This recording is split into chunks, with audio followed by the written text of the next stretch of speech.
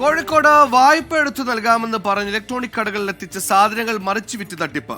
പറമ്പിൽ ബസാർ സ്വദേശികളായ ദമ്പതികളാണ് തട്ടിപ്പിന് പിന്നിലെന്നാണ് ആരോപണം. സംഭവത്തിൽ ഇരകളായവർ പോലീസിൽ പരാതി നൽകി.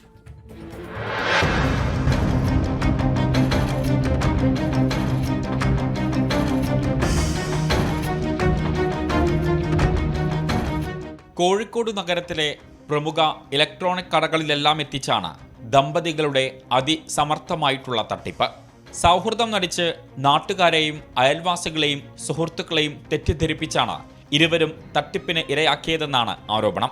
1.5 ലക്ഷം രൂപ വരെ വായ്പ നൽകാമെന്ന് പറഞ്ഞ് മൊബൈൽ ഷോറൂം, മറ്റ് ഇലക്ട്രോണിക് കടകൾ എന്നിവിടങ്ങളിലെത്തിച്ചാണ് ദമ്പതികൾ തട്ടിപ്പ് നടത്തിയതെന്നാണ് പരാതി. ഞങ്ങളെ ഗ്രൂപ്പ് ലോണെന്ന് പറഞ്ഞിട്ടാണ് ഇവരെ കൂട്ടിക്കൊണ്ടുപോയത് അവിടേക്ക്.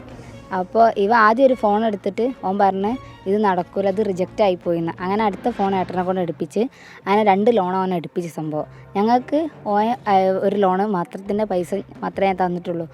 അപ്പോൾ ഓൻ ബജാജിൽ നിന്ന് ഞങ്ങൾ അറിയാണ്ട് ഓൻ ഫോൺ എടുത്ത് മറിച്ച് കൊടുത്തിട്ട് ഓൻ പൈസ വാങ്ങി. 3 അടവ് ഓൻ കൃത്യമായിട്ട് അടച്ചിരിക്കുന്നത്.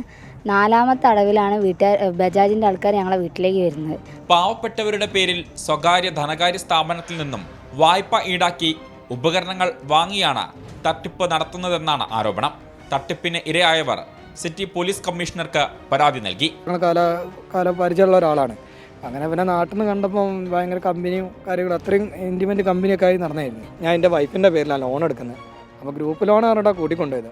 പിന്നെ ഞങ്ങളുടെ പേരിൽ 2 ഐഫോണും മാക്ബുക്ക്, അതും ഞങ്ങൾ പോവാത്ത ഷോപ്പുകളിൽ. പരാതി നൽകി 1 മാസം പിന്നിട്ടിട്ടും പ്രതികളെ പിടികൂടാത്ത പോലീസ് നടപടിയിൽ പ്രതിഷേധിച്ച് തട്ടിപ്പിൽ കുടുങ്ങിയവർ തട്ടിപ്പു സംഘത്തിന്റെ വീട്ടുപടിക്കൽ കഴിഞ്ഞ ദിവസം സമരം നടത്തി.